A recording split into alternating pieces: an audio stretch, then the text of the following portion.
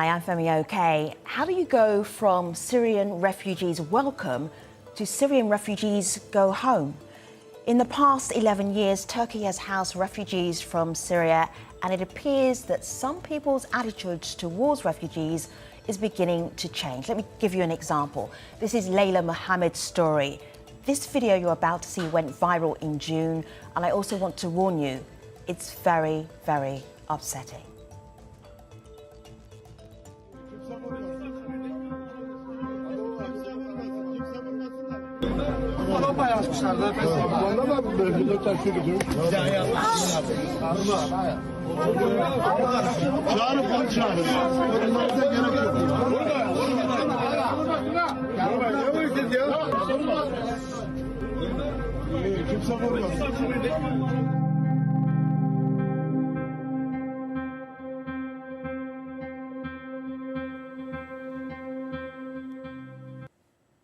What is going on in Turkey regarding Syrian refugees? That is what we're talking about today. Are they being used as political pawns? You can join our conversation right here, live on YouTube.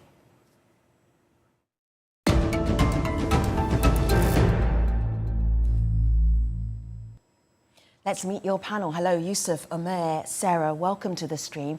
I will get you all to introduce yourself to our viewers. Yusuf, welcome back. Good to have you. Please remind our audience who you are, what you do. Thanks for having me back again. My name is Yusuf Erim. I'm the editor-at-large at the Turkish public broadcaster TRT World.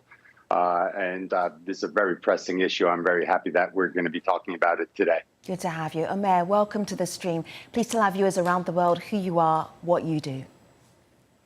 I am Ömer Özkızılcık. I am a foreign policy and security analyst, and I'm looking forward to the discussion today. Likewise, and hello, Sarah. Welcome to the stream. Introduce yourself to our international viewers. My name is Sarah Huneidi. I am a former refugee in Turkey, and I am a writer and advocacy consultant. Sarah, when Layla was kicked in the face in that video, I saw you flinch. Who kicks a little old lady in the face? Xenophobes. Unfortunately, a lot of the rhetoric right now in Turkey can be symbolized in this kick in the face of an older woman. Yusuf, let me bring you in here because you live in Turkey, so you also are seeing how Turkey hosted refugees and hosts refugees, particularly from Syria. And it was, until quite recently, an incredible success story. Integration worked. Youngsters were speaking Turkish as well as speaking Arabic, and it was working beautifully. What happened? It was a very big success story, and I think on a state level, it still is a success story. But when you have an injection of about 4 million people, which roughly translates to about 5 to 6% of the population of the country within a short time span, like a decade, this creates stress on the social fabric of a country. After the initial welcome wore out, the first 4 or 5 years, and we saw an economic slowdown. We saw refugees staying longer. It turned in from a temporary status to a more permanent status. Yeah. The general understanding started to change. The general outlook towards refugees started to change. And as elections are nearing now, we are definitely seeing opposition to Turkish President Recep Tayyip Erdoğan using refugees, trying to create xenophobic feelings throughout the population. And it's catching on. It's catching on when normally something goes wrong in this society. The first people to get blamed are those who have the most silent voices, those who have the least money, those who are the minority or oppressed. Yeah, I understand that. Yeah, Omer, go ahead. Go ahead. Yes, about Layla Mohammed, I think this is a very important incident, which shows very visually what xenophobia and racism means, kicking an old woman in the face. Totally inhuman. But on the other side, there are also good aspects in this story, which are that this was not put aside by the Turkish authorities or the Turkish public have ignored this incident. But on the contrast, this was used by the Turkish society as an reminder to the racist, motivational policies and propaganda of the Turkish opposition parties. What you are doing to gather some votes and to win the electorate over cause harm to people in actual real life, and your words have results. Secondly, the governor of Gaziantep and Turkish officials and many parliament members have visited Leyla Mohammed or called her and expressed their solidarity, and the person who have kicked her in the face was persecuted. So these are all good aspects in this horrible incident. And I think with the new situation we have in Turkey at the moment, we can clearly assess that the racism in Turkey is primarily economically motivated and politically motivated. So we have seen that with worsening economy, as Yusuf has pointed out, and with the elections coming up, that rhetoric and propaganda against refugees have increased over time. And I'm hopeful, and I hope sincerely for the sake of Turkey itself, that after the elections, these sentiments against Syrian refugees will decrease, hopefully. How do you pull back? How do you pull back from that level of hostility? Sarah, you're nodding your head. Go ahead. I don't agree with a lot of things that have been said. I don't think this issue is actually going to get better after the elections. This is something, I mean, I know that there have been apologies in the media, but it's only because this actually reached the media. We also heard a lot of kids are committing suicide because of how they're treated in school. We heard of kids actually dropping out because they cannot go on either in school or find work. People cannot find work. Rent is being increased. This is not just how the government is reacting. This is more xenophobia that's being used, and also maybe the government needs to tackle it systematically. And Syrians we see, like, for example, only 200,000 people have gotten citizenships out of more than 3 million refugees in Turkey. So, and also we see the government themselves, when they respond, they are also promising to return 1 million refugees into Syria. And we all know that even these safe spaces are not safe. Yusuf, go ahead. Sarah, I want to ask you a question. You said only 200,000 Syrians got citizenship out of 3 million. Was the expectation to get citizenship when coming to Turkey, or was the expectation to seek asylum, to seek refuge? Because that's a whole different story right now. The expectation is to be safe. Now you're no, exactly, but is getting citizenship a precondition to feel safe? Because I think one of the reasons why we're seeing this rise in xenophobia, rise in targeted harassment towards Syrians is the collective understanding inside Turkey has changed over the last 2-3 years from, oh, they need us, they're our guests, yes, we're going to protect them, to, okay, they're here now, it's more of a permanent fixture. So I think a lot of people couldn't digest this understanding and couldn't accept that, because generally when we look at the past 11 years, about the first 6 or 7 of them were very, very good. 1 or 2 years in between, we started seeing a shift in sentiment. And over the last 2 years, as elections are nearing, we're seeing an economic downturn, now we are seeing a rise in xenophobia inside the country. And it is undeniable. You do see it. I see it. I wish I didn't see it, but it is the truth that we all need to face. What do you see? Because we gave our viewers a very vivid example of a little old lady being assaulted. What are you seeing in daily life where you're seeing, we are not the greatest host anymore for Syrians, that the relationship is deteriorating? Can you give us one example before we move on? Well, first of all, I still think Turkey is the greatest host for Syrians, because I don't think any other country would have held out 11 years without this type of backlash coming. We've seen what happened in France, Greece, other countries Give as us well. an example of the deteriorating relationship. Turkey is the host of the most amount of refugees in the world, so I do understand that.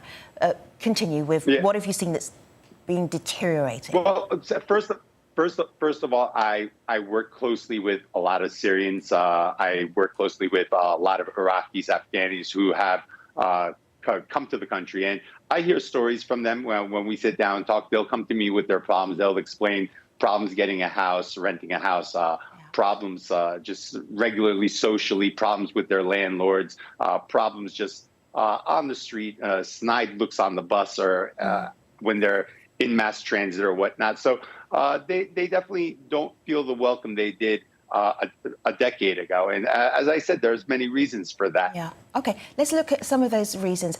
Omer, I'm going to get you to listen to, we have Asli first of all and then Mohammed. They're kind of analysing what has happened to really create this uptick in hostility towards Syrian refugees. This is what they told us earlier. Have a listen and then come off the back of this video.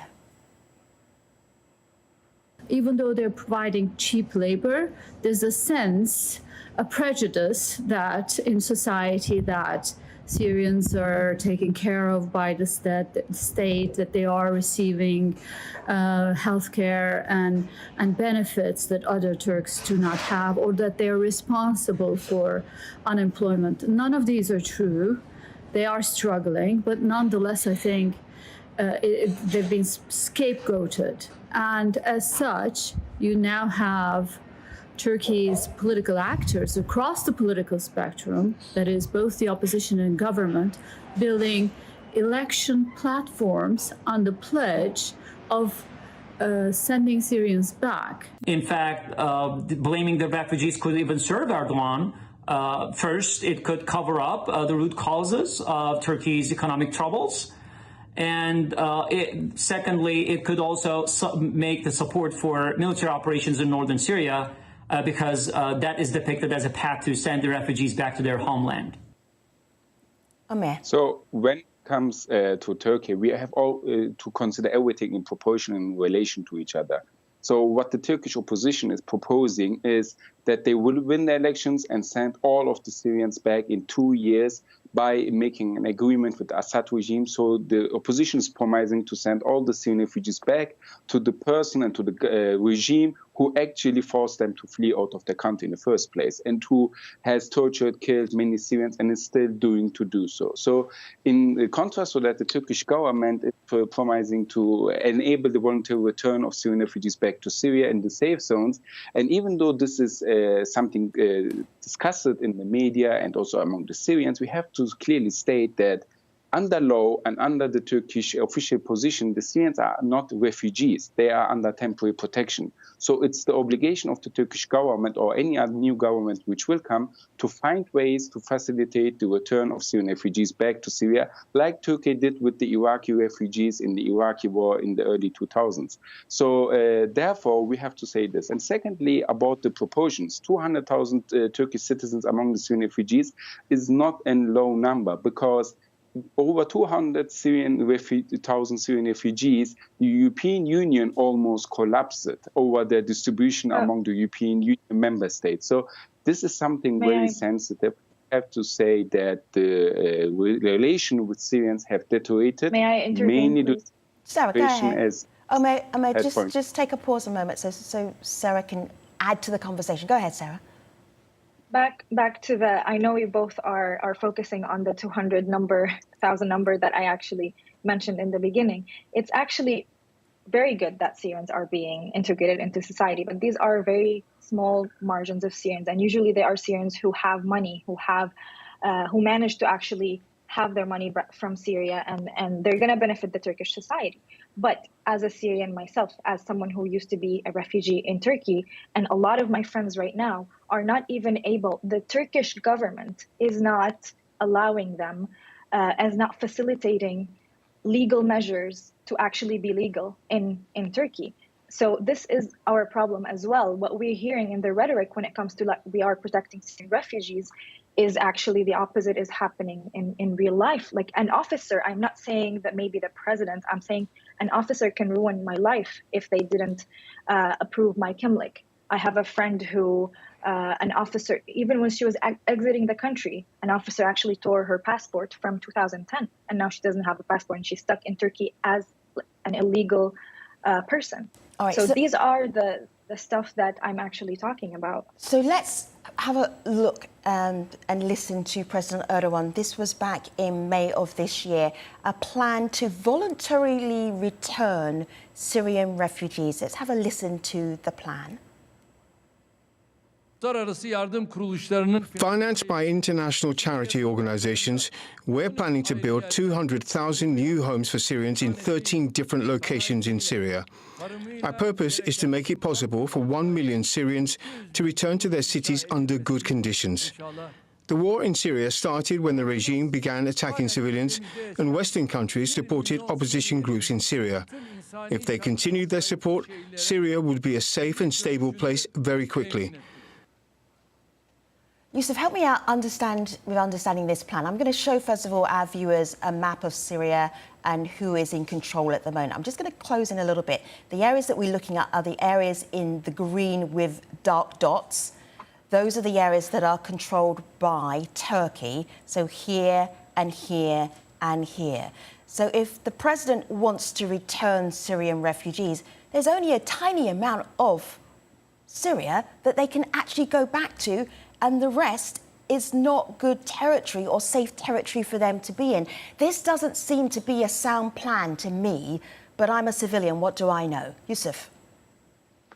Well, back in 2019, President Erdoğan struck a deal with the Americans and the Russians to be able to expand what he called a safe zone, 30 miles into Syria, and push back a group known as the YPG, a group that Turkey calls terrorists, but makes up the bulk of the Syrian Democratic Forces, at the same time a U.S. ally. So this has been a flashpoint between U.S. and Turkey. I don't want to get too into it and off track, but one of the important things is that he wants to be able to open up a safe zone, bring Syrian refugees back into Syria, build up these places.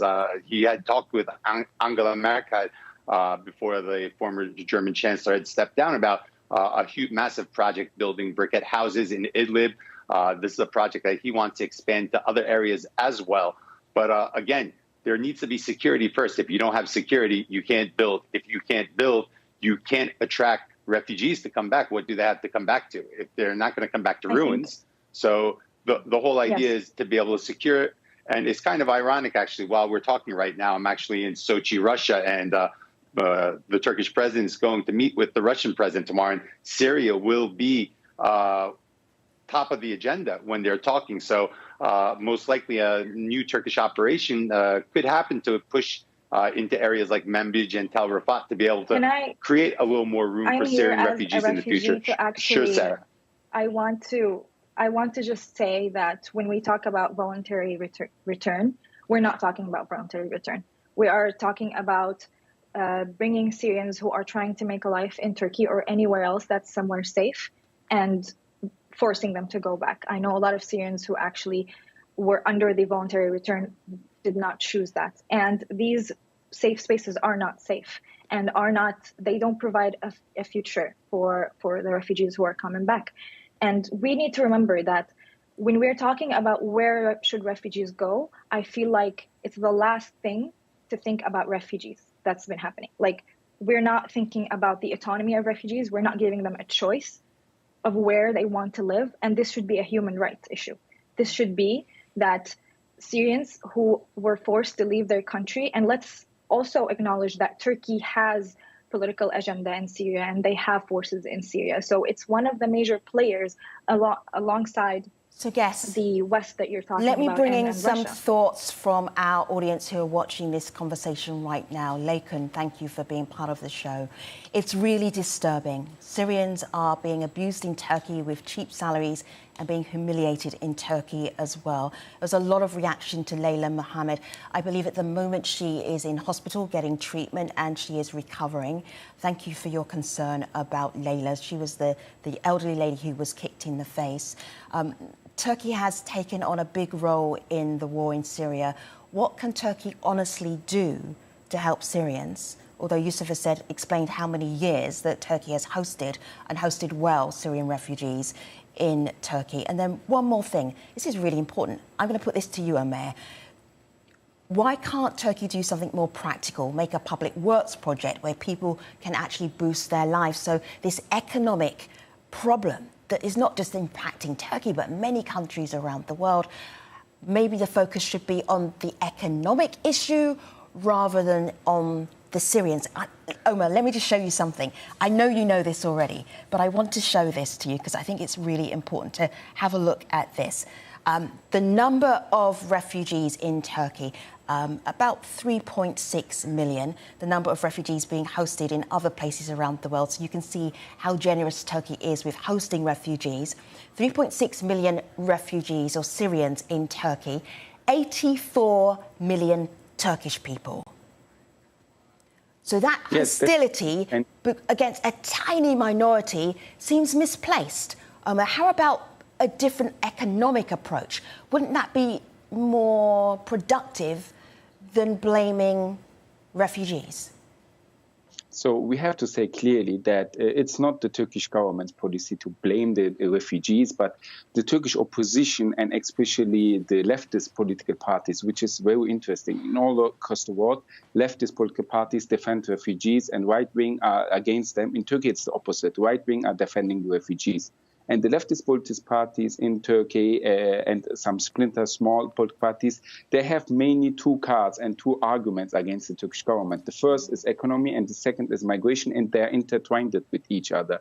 So they are in much hope, if they can push on the migration and economic cards, that they can win the elections. And therefore, the Turkish government is in a defensive position and is trying to make arguments in an area where it's not the most best fitted because it's a right-wing party. And here we have also to say that what can Turkey do? I think, for instance, economical support from the European Union, from international donors and from the United States of America, other countries are still not enough. And the promise from the European Union to Turkey were not held, and the settlements are increasing in Turkey. We have to say that there are only just to expand. Okay. Yes. All right, guests, Yusuf, just give me just a tiny pause because we started. I just want to expand on something. Yusuf, could you expand on it just in a moment? Just the reason I'm doing this is because we started with an awful story about Layla Mohammed. I want to close with a story that maybe gives us a little bit more hope about a Syrian refugee in Turkey. This is Ahmed's story. Ahmed was doing an interview in the street and a lot of Turkish people gathered around him and started bullying him. This is where I'm going to show you this video first of all. Let's have a look.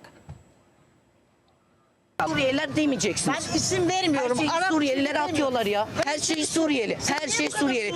Peki ben bir insanım. Bizi kullanıyorsunuz ve bizim paralarımızı yiyorsunuz. Şimdi bizim paramızı yiyorsunuz dedim. Şimdi ben öğrenciyim. 17 yaşında bir öğrenciyim. Bana yapılan ırkçılıktan ben okuldan çıktım. Ben 9. sınıftayken o sınıf birincisiydim. Niye bırakıyorsunuz bana aşağıya?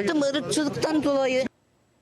A Turkish businessman saw that video. He was so upset by it that he decided that he was going to support and pay Ahmed's tuition fees. We spoke to him a few hours ago, and this is what he said about the attacks and assaults on Syrian refugees in Turkey. He was much more positive. Let's have a look. Türk halkı ve Türkiye Cumhuriyeti Devleti milyonlarca Suriyeli mülteciye iş, aş, yaşam ve barınma olanağı sağlamıştır. Dünyada Türkiye'nin yaptığını hiçbir devlet yapmamıştır. Türkiye'de yabancı düşmanlığı, Suriyeli mülteci düşmanlığını yaratmak kesinlikle ve kesinlikle Türkiye'ye büyük bir haksızlıktır. Bakınız, Türkiye'de şu an hiçbir şekilde mültecilere karşı kötü bir muamele bulunmamaktadır. Tam tersi, mülteciler, Suriyeli mülteciler Türk halkıyla iç içe yaşamakta, aynı apartmanda, aynı binada yaşamaktadır. Aynı iş yerinde çalışmaktadır. So let me show you on Instagram. This is Sabia, who is now sponsoring Ahmed, who was bullied in the street, who left school because of racism. They are working side by side, a Turkish person and a young Syrian man working together in Turkey. Maybe that is a positive way to end this show. Yusuf, thank you. I will come back to that thought in a future show. Amer, appreciate you. And Sarah as well. Thank you for all of your thoughts and your comments on YouTube. That wraps up our show for today. Thanks for watching. I'll see you next time. Take care.